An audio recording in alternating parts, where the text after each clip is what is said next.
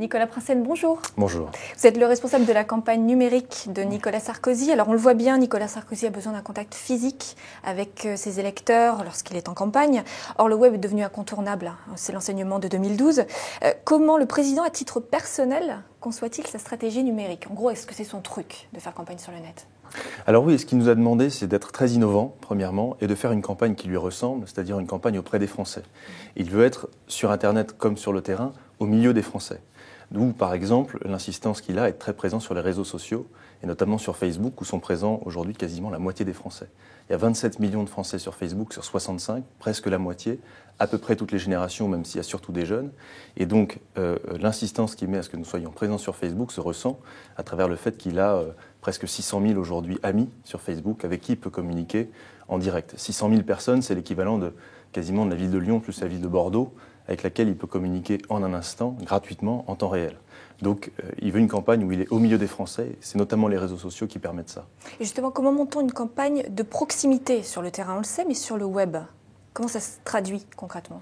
Alors, ça se traduit par plusieurs choses. D'abord, être là où sont les Français, comme je l'évoquais à l'instant, mais aussi leur apporter des messages que permet non pas Internet, mais plutôt le numérique, des messages extrêmement ciblés. Donc c'est par exemple l'emailing que nous faisons auprès de 900 000 contacts que nous avons, à qui nous envoyons des emails très, très précis. Et il y a notamment un élément d'innovation dont on n'a pas assez parlé jusqu'aujourd'hui, mais qui est très important parce qu'il marche extrêmement bien, c'est le fait que nous faisons des bilans géolocalisés. C'est-à-dire que dans notre campagne, nous voulons expliquer aux gens et répondre à la question qu'on nous pose sur le terrain, concrètement, qu'est-ce qui a changé près de chez moi depuis 2007 ? Expliquer les réformes menées, vu le rythme, la fréquence et parfois la complexité, c'est difficile. Mais quand on arrive à expliquer aux gens concrètement ce qui a changé près de chez eux depuis 2007, là, tout devient beaucoup plus concret. Et ce travail, on peut le faire grâce au numérique, c'est mon équipe qui le fait, pour une raison simple, c'est que ça requiert deux types de compétences. D'abord, des compétences de traitement de données, grâce à la libération des données publiques, ce qu'on appelle l'open data. Tout le monde a accès aujourd'hui à un grand nombre de bases de données qui peuvent nous indiquer quelle est l'action du gouvernement sur le terrain. Et puis deuxièmement, d'outils de cartographie et de géolocalisation qui vont expliquer concrètement combien d'entreprises ont été créées près de chez moi depuis 2007. Quel est exactement l'investissement du plan national de rénovation urbaine qui concerne ma commune ou mon département? Quel est l'impact de la réforme de la carte militaire, la carte judiciaire, la carte scolaire près de chez moi? Tous ces éléments de bilan, c'est ce qui marche le mieux dans les emails ou les tracts qu'on produit. Vous avez dit que vous investissiez les sites où se rendent un maximum de Français. Ça signifie quoi concrètement? Est-ce que vous avez déjà, par exemple, testé des idées ou des propositions à travers ces sites? Alors, on fait maintenant du crowdsourcing depuis peu. Et par exemple, la page Facebook, c'est toujours d'elle dont je parle parce que c'est elle la plus importante, est aujourd'hui un outil de crowdsourcing. Parce que depuis que c'est devenu une timeline, donc le nouveau format de Facebook, les gens peuvent nous envoyer des messages privés. Et on fait des appels, le président lui-même a lancé un appel pour dire envoyez-nous les éléments, que ce soit des idées, des opinions ou des photos, des vidéos, qui expliquent, qui selon vous peuvent contribuer à la France forte. Le président candidat a voulu qu'on mette sa page Facebook à disposition de sa campagne, mais aussi au message qu'il veut porter, qui est celui de la France forte. Et donc il a appelé les internautes à participer à cela, et on n'a pas fini, je pense qu'on va lancer dans les jours qui viennent une application Facebook qui aura pour but de faire remonter des idées. Et désormais, par rapport à 2007, est-ce que vous passez outre les blogueurs et autres prescripteurs spécialistes du net ? Non, on parle toujours à l'écosystème des gens influents, même si les lignes ont un petit peu changé. Plus important, en effet, sont les réseaux sociaux par lesquels on communique directement avec les gens, que ce soit des personnes qui s'y connaissent énormément sur Internet ou moins. Mais on continue à communiquer très largement. Mais le but, c'est d'aller chercher les Français et pas seulement la sphère médiatique qui est très présente sur Internet. On l'a vu à droite comme à gauche, des tentatives de communication un peu décalées qui n'ont pas vraiment remporté le succès escompté. Je pense au lip dub des jeunes UMP, je pense aussi à la chorégraphie Changement c'est maintenant du PS.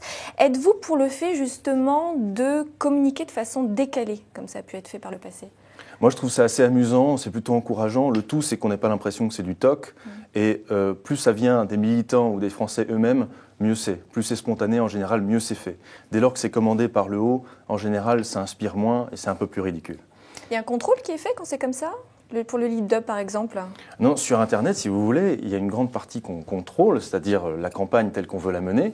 Mais le plus important, c'est surtout ce qu'on ne contrôle pas du tout, à savoir ce que les gens, les Français, militants ou autres, veulent produire comme contenu. Je pense notamment au détournement d'affiches de campagne. C'est quelque chose de spontané qui vient des internautes, de l'internaute lambda. Et ça, pour le coup, ça a été plutôt drôle et nous, on a trouvé ça très amusant. Alors, on a reçu à votre place le 20 février Vincent Feltès, votre homologue aux côtés de François Hollande, qui s'est plaint d'attaques informatiques, de Google bombing, de censure sur Twitter, de rumeurs de faux comptes, en agitant en gros, nous, c'est pas trop notre façon de faire, on n'est pas dans une stratégie agressive, mais plutôt de mobilisation. Qu'est-ce que vous auriez à lui répondre ?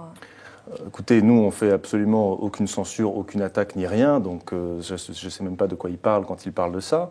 Ce qui est certain, c'est que nous, on essaie de faire une campagne positive.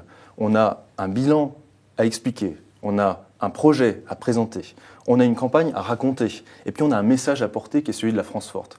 Donc moi, très honnêtement, c'est ce que je dis à mes équipes, on n'a pas de temps à perdre dans autre chose, dans les attaques, etc. Et les peu de fois où j'ai lu ce qui se disait en face sur les sites, j'ai plutôt l'impression que c'est très négatif, très offensif, et nous, on n'a pas envie de rentrer là-dedans. On a une histoire à raconter aux Français, on a envie d'être avec eux, de communiquer avec eux, d'échanger, donc j'ai pas trop le temps de me mêler de ces affaires-là. Est-ce vous qui gérez le compte Twitter du président ? Est-ce qu'il a tweeté depuis que vous l'avez ouvert ce compte ? Alors c'est mon équipe, il y a un grand nombre de messages qui sont des messages de l'équipe de campagne, et des messages signés NS qui viennent de lui. Alors c'est pas lui qui les publie directement, mais ils viennent de lui. D'accord.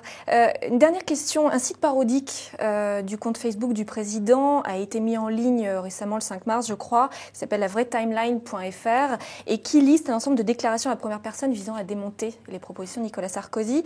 Comment riposte-t-on à ce type d'attaque anonyme, aussi même sympathique soit-elle, qui détruit en quelque sorte les axes de communication justement que vous mettez en place sur le web ? On y riposte comme on riposte à tout, c'est-à-dire en se calant sur notre ligne, en racontant ce que nous on a raconté, à proposer, etc.